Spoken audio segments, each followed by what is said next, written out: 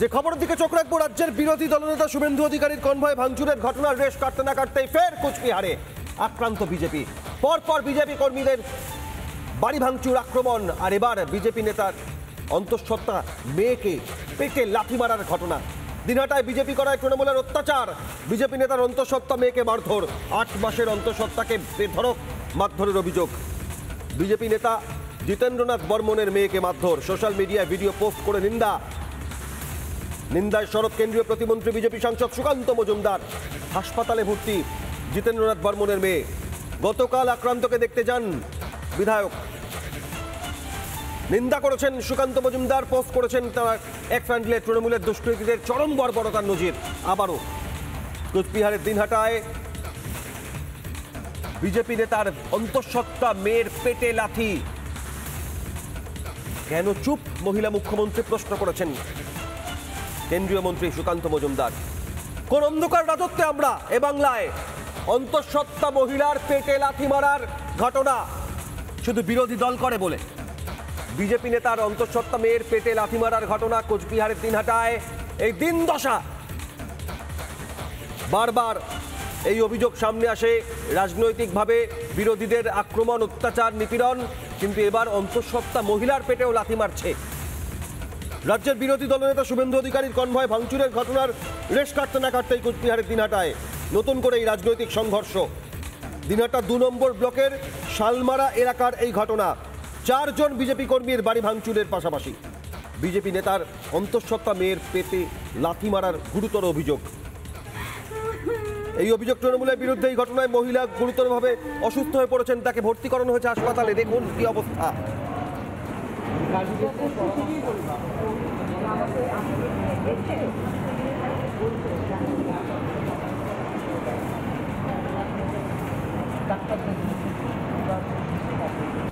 জখম অন্তঃসত্ত্বা মহিলাকে কোচবিহারে মহারাজা জিতেন্দ্র নারায়ণ মেডিকেল কলেজ হাসপাতালে ভর্তি করানো হয়েছে। আক্রান্ত ওই মহিলার অন্তঃসত্ত্বা মহিলার মা কি বলছেন দেখুন। সেই হুমকি দিবার লাগছে, আমি যে এখানে যে ইয়ে করছি, ওরা বাড়ি যেয়ে আবার অত্যাচার লাগাচ্ছে। কতটা আতঙ্কে আছে ও একে প্রচণ্ড, আর আমার বাড়িতে খুব কান্নাকাটি চলছে, প্রচণ্ড আতঙ্কে আছি, কী যে হবে আমি জানি। এটাই তো, আমাকে কোনো গাড়ি এলাই নিতেছে না। আমি যে বাচ্চা মেয়েটাকে নিয়ে আসবো, 1 ঘন্টা আধা ঘন্টা ছিলাম, অ্যাম্বুলেন্স নাই। কতবার ফোন করি থানায়, এটা ফোন করার পরে তবসনে পুলিশ, তবসনে জিবেজদা ফোন করছে, তবসনে পুলিশের গাড়ি যায়, তবসনে অ্যাম্বুলেন্সে তুলে দিচ্ছে।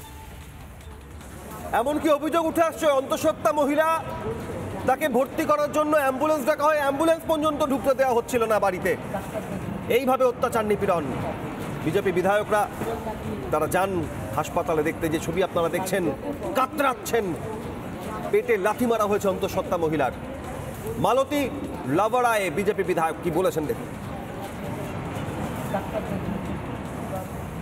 আজকে পূরবী অন্তঃসত্ত্বা, তার উপর যে নক্কারজনক এবং বিভৎসভাবে যে তাকে মারা হলো, এর আমরা প্রতিবাদ যেমন জানাইছি, সুবিচার চাইছি।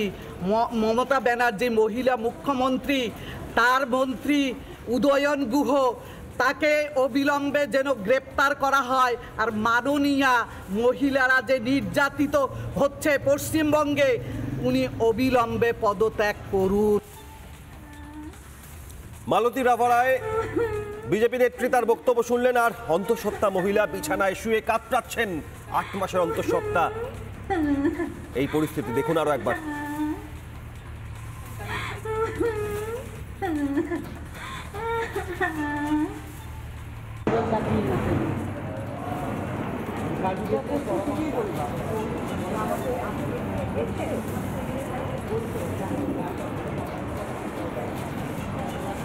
কোচবিহারের 2 নম্বর ব্লক, দিনহাটা 2 নম্বর ব্লক শালমারা এলাকার এই ঘটনা।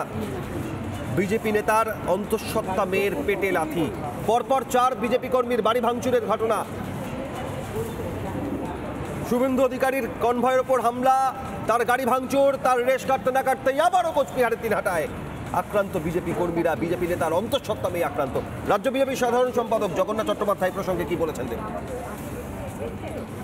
তৃণমূল কংগ্রেসের আমলেই, তৃণমূল কংগ্রেস যেখানে কন্যাদের নিরাপত্তার কথা বলছে, কন্যাশ্রী প্রকল্প চালানোর কথা বলছে, কিন্তু তার আমলে আমরা দেখেছি Sandeshkhali, Hanskhali, Kamduni, park street rape কাণ্ড, হাল আমলে আরজিকর এবং কসবা আইন কলেজের ঘটনা। তারপরে পশ্চিমবঙ্গের কন্যাদের যে সুরক্ষা নেই, তার জন্যও বিরোধী দলনেতা আমাদের কেন্দ্রীয় মন্ত্রী সুকান্ত মজুমদার, রাজ্য সভাপতি পথে আছে এবং কোচবিহারের ওই মহিলা, সেই মহিলার পাশেও আমরা রয়েছি।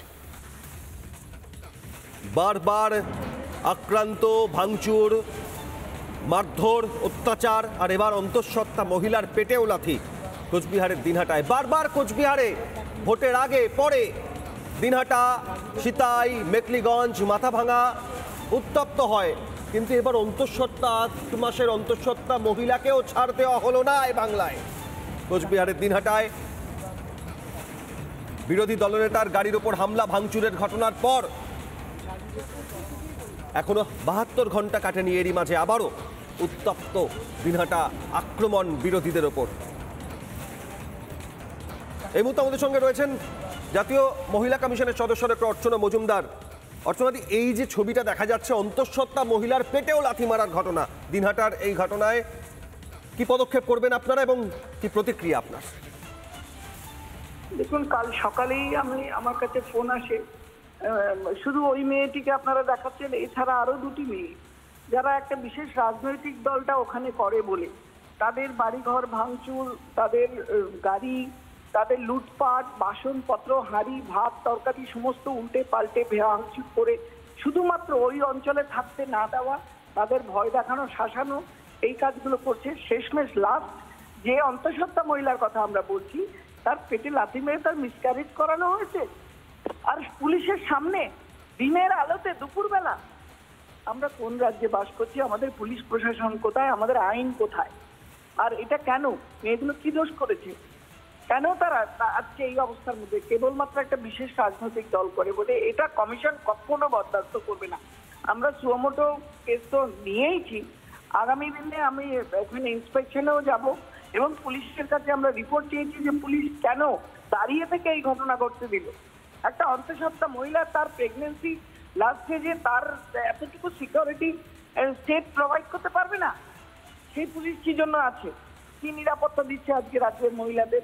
কি সুরক্ষা? এইগুলো তো প্রশ্ন থেকেই যায়। একেবারে এই প্রশ্ন জোরালো হচ্ছে ক্রমশ এবং পরবর্তী পদক্ষেপের দিকে নজর থাকবে, কি পরিস্থিতি হয়। অনেক ধন্যবাদ। অর্চনা মজুমদার জাতীয় মহিলা কমিশনের সদস্য ছিলেন।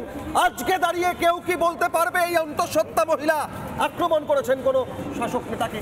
এই অন্তঃসত্ত্বা মহিলা তার গর্ভস্থ সন্তান কি রাজনৈতিক অপরাধ করেছে যাই পেটে লাথি মারতে হলো?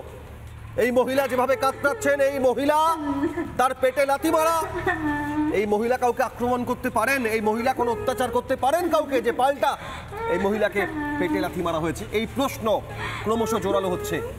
কোন রাজনৈতিক ক্ষোভ, কোন রাজনৈতিক প্রতিশোধ এ বাংলায়, যে রাজনৈতিক প্রতিশোধে তামান্নার মতো ফুটফুটে মেয়ে তামান্নাকে চলে যেতে হয়, যে রাজনৈতিক প্রতিশোধে গর্ভস্থ হওয়ার আগেই এক সন্তান মায়ের গর্ভে লাথি খায়।